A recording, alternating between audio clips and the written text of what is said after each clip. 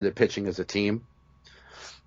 So if he can use that and not have to tax his bullpen too much in the beginning of the series, I think that'll help Milwaukee.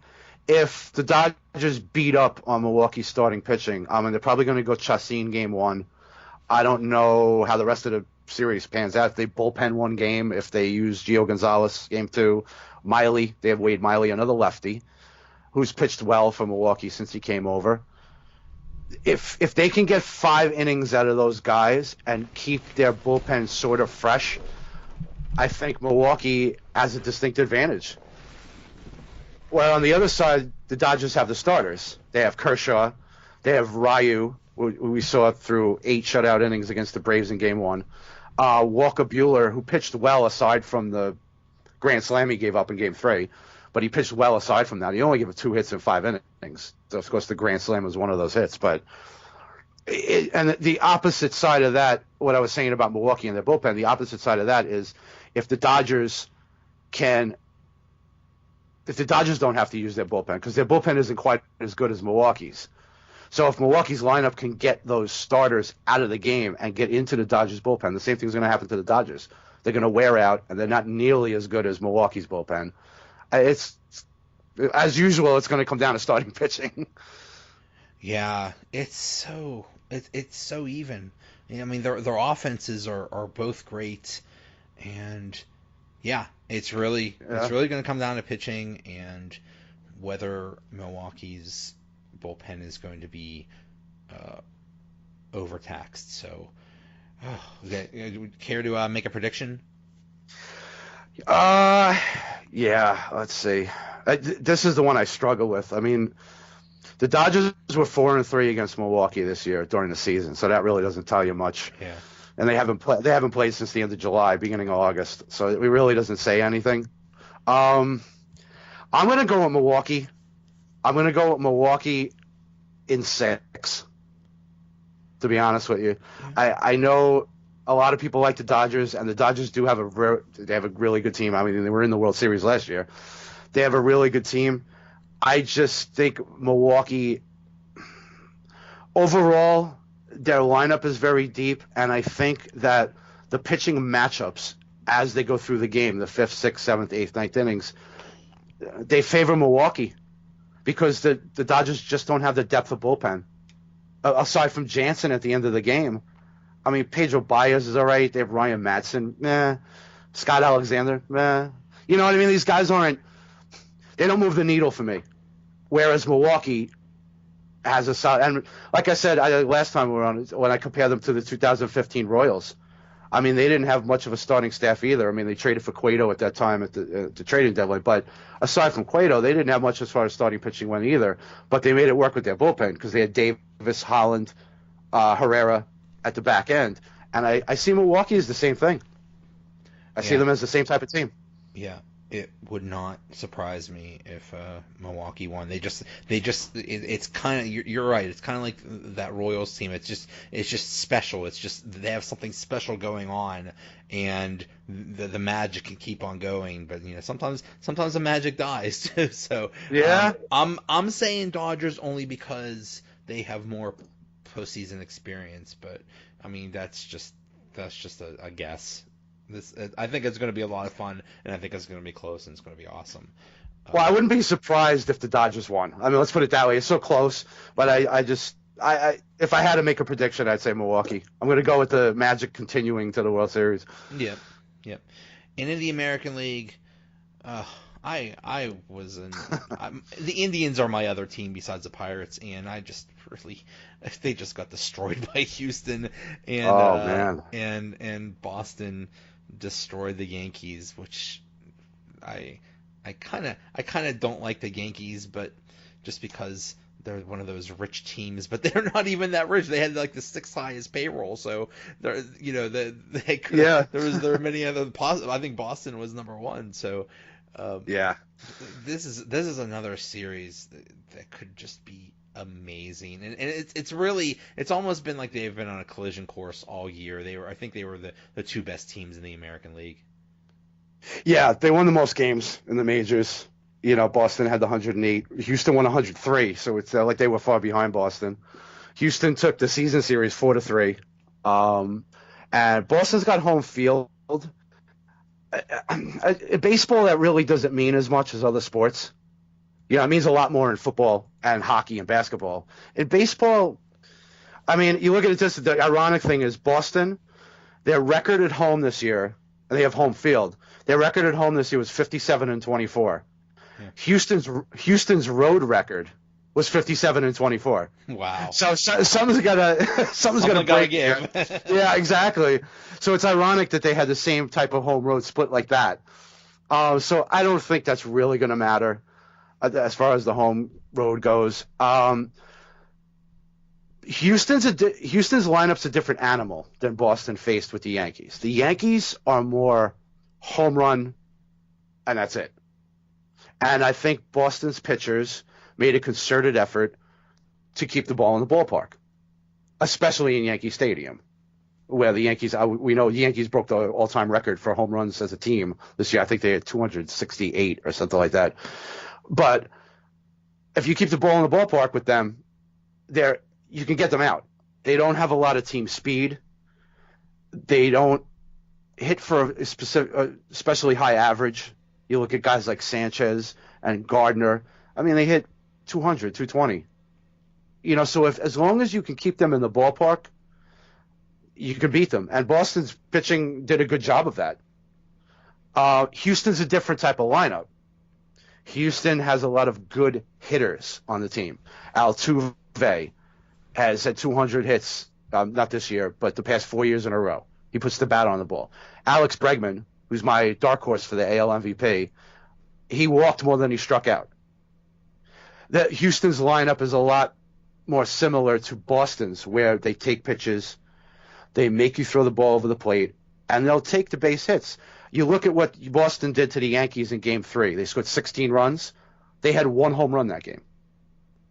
That was that Brock Holt 2-run homer that gave them the cycle at the end of the game. Yeah. That was the only home run they hit, but they scored 16 runs. That's what Boston can do, and that's what Houston can do. That's what the Yankees couldn't do. So it's going to be interesting to see how Boston starters especially handle the Houston lineup. I mean, Sale is Sale. Chris Sale's a dominant pitcher. He's going to pitch well against anybody. But they said they're going Price game 2. It's going to be interesting to see how David Price pitches. Can Eovaldi pitch that well again? I mean, a great game against the Yankees in Game 3.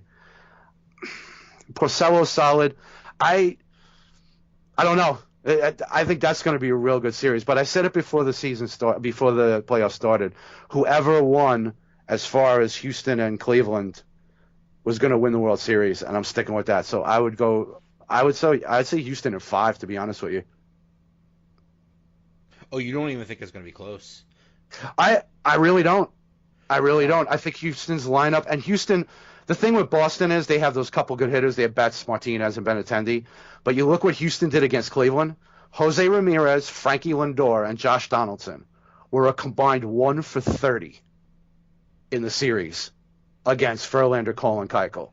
I mean, Houston's pitching can shut down any lineup, and I trust their starters a lot more than I trust Boston to shut down Houston. I agree. I think that's the edge. How can you go Verlander, Garrett Cole, Keuchel, and Charlie Morton? That's almost unstoppable. There's no break there. So I think that's going to be the edge. I think it would not surprise me at all to see a World Series rematch of Astros versus Dodgers. Yeah, I could see that. I still like Milwaukee, but like I said, I wouldn't be surprised if the Dodgers won it. But I really think Houston. I think overall Houston's a better team than Boston. I mean, Boston's got a good team, obviously, but I'm not convinced of the pitching in Boston, especially their bullpen. I mean, aside from Kimbrel, and Kimbrel almost blew the game the other day. So I don't like Boston's pitching. Yeah. And I think Houston will eat them up. Yeah. What if it's the Astros and Brewers and it's the battle of the teams that switched leagues. I know, right? That's true. How weird is that? Yeah. They should just change. Just like go back, Brewers. Go back to the American League. We'll come back. come back, Astros. Like, I know it's so strange. Yeah, and I remember when the Brewers were in the American League East back in the in the 80s when they had Molitor and Yount and those guys. But yeah, they've switched. The Brewers have been in the National League for a while now. I think about 20 years. Houston, I'm trying to remember when they switched over to the American League. I think it was only about 5-6 years ago. Something that like they went over to the AL. Yeah, when they realigned the 3 divisions. Yeah. They did that. But yeah, that'd be strange. It'd be very strange. Yeah, that's weird, but yeah. Maybe they can come to an agreement and just play one rule instead of the DH in the American League Park and the no DH in the National League Park. Maybe they can kind of come to an agreement. Right. Play all the games the same. Yeah. So. All right, sir. This was fun. How's things going at the Scorecrow? Things are great, man. Things are great. We just hired another couple writers today. We're moving forward with everything. We have the fantasy footballs in high gear now, obviously. We do a Q&A every Sunday on Twitter from 11 a.m. to up until kickoff. So we put up Q&A and we tag all our fantasy football experts in it. So anyone who wants to get on Twitter Sunday morning, got any quick questions about who you should sit, who you should start, who you should maybe pick up last minute because you have a bye, whatever that may be, we do that live on Twitter every Sunday. It's back and forth to get right back to you. But everything's going well. We're planning on keep some baseball stuff going once this is over. The NBA starts on Tuesday, so we have the previews going for that, and yeah, it's going great. Awesome, and that is at the Scorecrow on Twitter, and you are at jball0202. Johnny Black. Hey, thanks a lot, man. Thanks, Joey. Have a good one. Bye. All right, now to talk about the Penguins and maybe some other stuff. I have on Matt Gajtka. He is in media relations with Robert Morris Athletics, does play-by-play for the Riverhounds, and also is with Pittsburgh Hockey Digest. How are you, sir? Hey, good to be with you. It's been a long wait to get on your podcast, so here I am. Thank you. I've been excited to have you on. This is awesome. First, I have to start with a hard-hitting question. You cut your hair, and it's a pretty significant cut. Did you weigh yourself before and after? Did you lose about 15 pounds? I really should have. I didn't even take a legit before and after. What was funny is the person who cut my hair actually took a before and after because she doesn't get too many like that, apparently, where that much is removed. I think it was still a little short of what you can donate for Locks of Love or any of the other organizations that do that sort of thing, that repurpose human hair, which I always found to be a little bit creepy anyway. But hey, if someone needs it, and maybe they could make something of it, I don't know. But it's been a couple of years. Actually, it's been 4 years since I've had it cut this short. So it's been a long time in the making. I just go through cycles like this. It's whenever I need a refresher or some sort of a reboot, I'll change something. And in this case, that seemed like the obvious option to go to. Plus, it was really hot this week, so it was pretty easy to do that. There you go. Yeah, you had a pretty impressive man bun going, so that's a big change right there. Well, yeah, it's funny you bring that up because I wore my hair back a lot, or up, as the ladies say, I guess. And yeah, I still didn't get all the lingo down, even though I had it for a while. But in effect, I wasn't even really enjoying it at its length because I always had it out of my face. So I just figured, what's the difference anyway? Let's just get rid of it. We'll start over, clean slate, and go from there. But I have to say, the bun is very efficient, very aerodynamic. So anyone out there who pokes fun at it, well, maybe you'll have long hair someday, and you'll think that's the very practical solution because I eventually came around to it. There you go. Okay, real quick about the Riverhounds. I am a stupid American soccer fan that really doesn't pay attention to soccer at all. The Riverhounds, they're doing really well this year, aren't they? Yeah, this could be their best season ever. Now, they've played in several different leagues, but I feel confident saying this is the best Riverhounds team that we have seen since they came into existence in 1990.